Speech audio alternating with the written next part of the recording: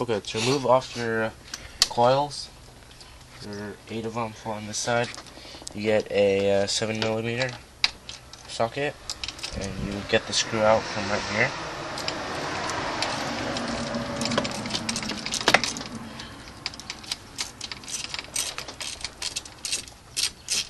And if you're changing your plugs, make sure you do it on a cold engine. You don't want to strip out the threads.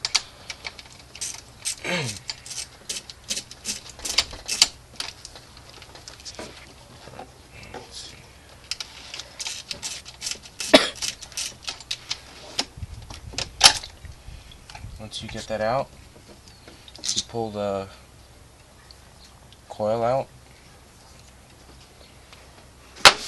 and then you're gonna get in there with the 5/8 socket right in there. See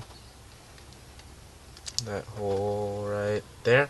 And before you do that, I recommend getting some compressed air and blowing the turd out of there so that it won't get in your cylinder. Take it out, get your new plug. Do not use antifreeze.